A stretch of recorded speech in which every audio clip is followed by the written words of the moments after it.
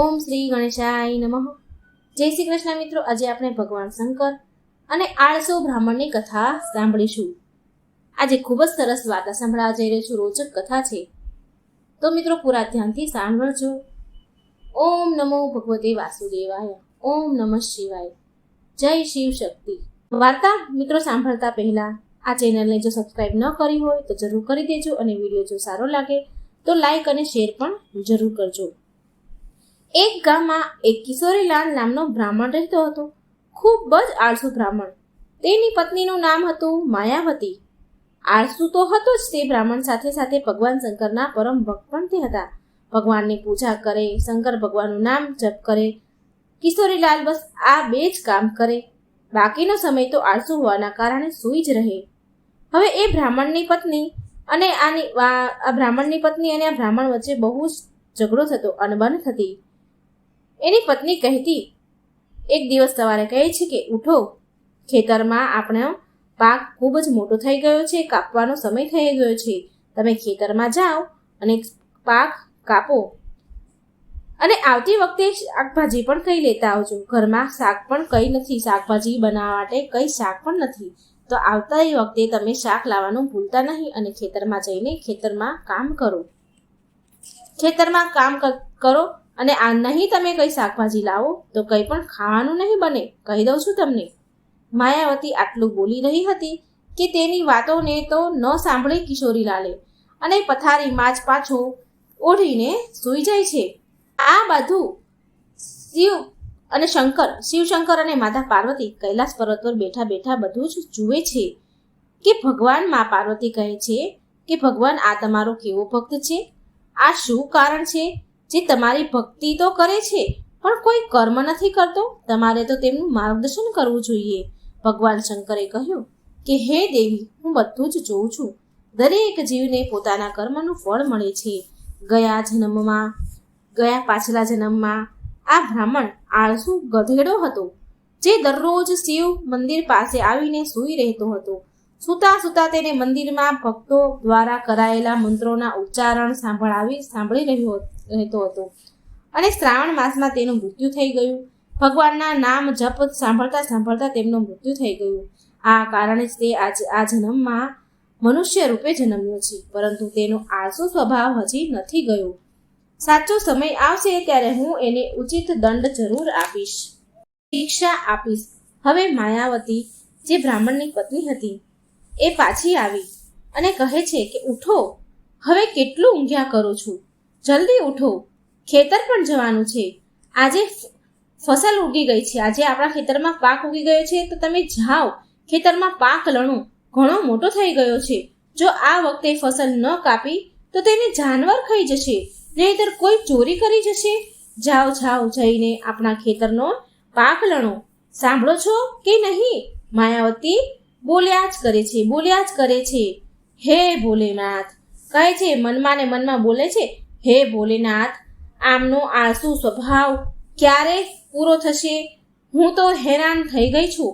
માયાવતી બ્રાહ્મણ સામે બોલતી જ જાય છે, પણ તે બ્રાહ્મણ ઉપર એને કોઈ ફરક પડતો જ નથી ને. બ્રાહ્મણ તો ચૂપચાપ પથારીમાં પડ્યો સાંભળા કરે, સૂઈ રહે, અને પાછો સોડ તાણીને ઓઢીને સૂઈ જાય.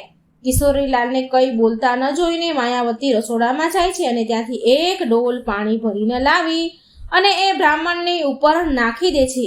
ત્યારે એ બ્રાહ્મણ આખો ભીનો થઈ ગયો. હવે એને બહુ અચાનક ઉઠી ગયો, અને એને બહુ ગુસ્સો આવ્યો, બહુ ક્રોધ આવ્યો. એની પત્નીએ પાણીની ડોલ ભરીને નાખી તો એને બહુ ગુસ્સો આવ્યો, અને બંને વચ્ચે બહુ વધારે ઝઘડો થયો.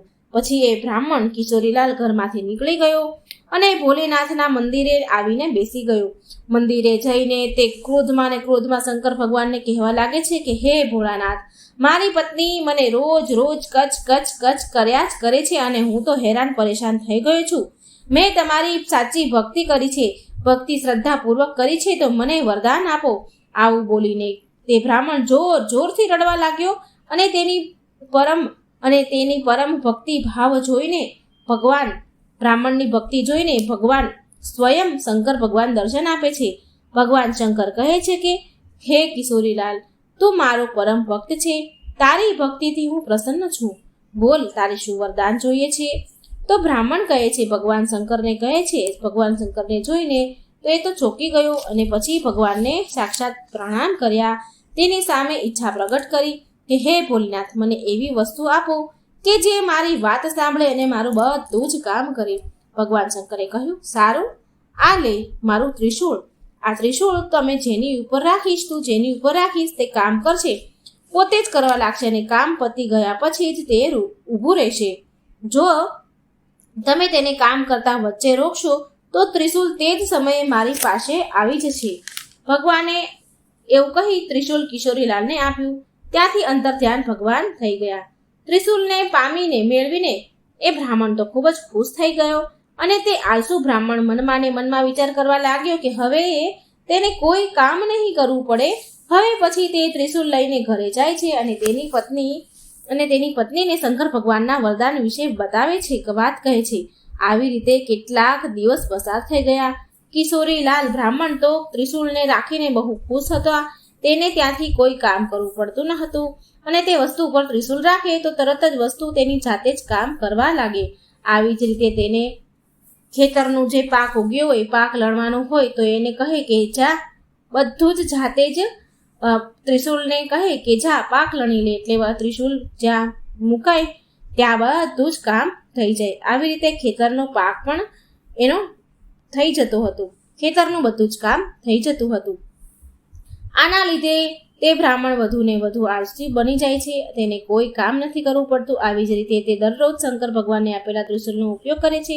ઘરમાં પાણી માટે પણ ત્રિશૂળનો ઉપયોગ કરે છે. હવે તે વસ્તુ ત્રિશૂળનો ઉપયોગ કરી બગીચાને પાણી પીવડાવે છે.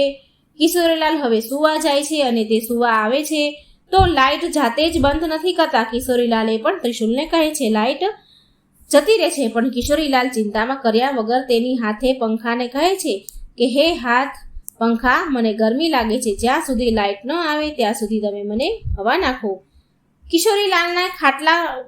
કિશોરીલાલનું આટલું કહેવાથી પંખો જાતે ચાલવા લાગે છે. આવી જ રીતે ખૂબ જ આસાનીથી સરળતાથી બધા જ કામ ત્રિશૂળ કરી દે છે.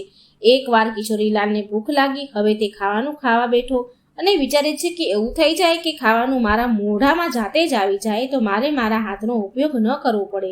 તે થોડી આગળ ત્રિશૂળ રાખી બોલ્યો કે સારા સારા પકવાન મારા મોઢામાં આવી જાય. હવે અલગ અલગ સ્વાદિષ્ટ પકવાન તેના મોઢામાં જ આવવા લાગ્યા. આ બધા પકવાન ખાઈને તેને તો મજાનો આનંદ લઈ રહ્યો છે. બહુ જ ગમ્યું, એને બહુ સ્વાદ આવ્યો અને આ મજાનું ભોજન ખાઈને આનંદ રહેવા લાગ્યો. હવે તેને એટલું બધું ખાઈ લીધું હતું કે તેનાથી હવે ઊભું પણ નહોતું થતું. તેનું પેટ બહુ ભારે થઈ ગયું હતું. પણ હવે ખાવાનું રોકે કેવી રીતે? રોકવાનું ખાવાનું ત્રિશૂળ તો મોઢામાં દીધા જ કરે. ખાવાનું તો ઊભું રહેવાનું નામ નહોતું લેતું. થાળીમાં તો અલગ અલગ પ્રકારના વ્યંજન સ્વાદિષ્ટ પકવાન તેના મોઢામાં આવ્યા જ કરે છે. આ જોઈને બ્રાહ્મણ તો હેરાન થઈ ગયો. તે જેવું ખાવાની ના પાડવા જઈ રહ્યો હતો કે તેને તરત જ ભગવાન શંકરની વાત યાદ આવી ગઈ કે જો તેને કામ વચ્ચે એને ઊભું રાખ્યું તો ત્રિશૂળ કામ નહીં કરે અને એ અદ્રશ્ય થઈ જશે, પાછું એની પાસે આવી જશે, શિવજી પાસે ચાલી જશે, તેનું વરદાન સમાપ્ત થઈ જશે. આમ વિચારીને તે બૂમો પાડવા લાગ્યો. તેને બૂમો સાંભળીને તેની પત્ની રસોઈ ઘરમાંથી બહાર આવી અને તે બ્રાહ્મણને જોઈને એના પતિને જોઈને હેરાન થઈ જાય છે.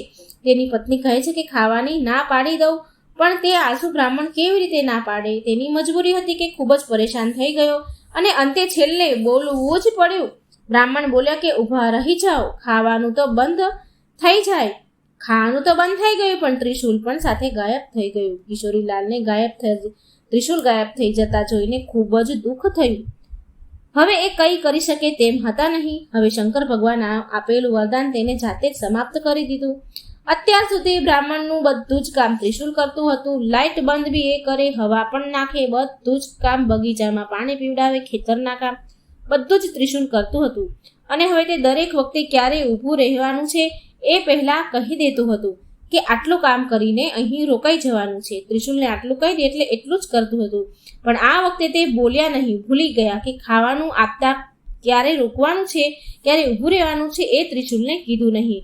માટે એ ચાલુ જ રહ્યું. હવે તે આળસુ બ્રાહ્મણ શિવ મંદિરમાં આવીને કહે છે કે હે ભોળાનાથ, હું સમજી ગયો કે આ વરદાન તમે મને દંડ આપવા માટે આપ્યું હતું. મને જીવનની બહુ મોટી શીખ મળી છે કે હું કેટલો મૂર્ખ હતો કે આળસના કારણે નાનું કામ હું ટાળી દેતો હતો. તમે મને શીખવાડ્યું પ્રભુ કે નાના કામ કરવાથી, કોઈની મદદ લેવાથી કેટલી મોટી મુસીબત આવી શકે છે. કર્મનું ફળ કોઈ પણ રીતે કોઈ પણ જગ્યાએ ભોગવવું જ પડે છે. ત્યાર પછી તે બ્રાહ્મણ ભગવાન શિવને વચન આપ્યું કે હું મારી આળસ છોડી દઈશ. હવે હું મારી આળસ છોડી દઈશ અને હવે તે રોજ સવારે જલ્દી ઉઠીને ખેતરમાં જશે, ખેતરના કામ કરે બધા, અને એને શીખ મળી અને પોતાનું કામ પોતે જ કરવા લાગ્યો. બીજા પર નિર્ભર રહેવાવાળા લોકો વ્યક્તિ જીવનમાં આગળ આવતો નથી. માટે સારું કર્મ કરો તો સારું ફળ મળે. જય શ્રી કૃષ્ણ. રાધે રાધે. Thank you.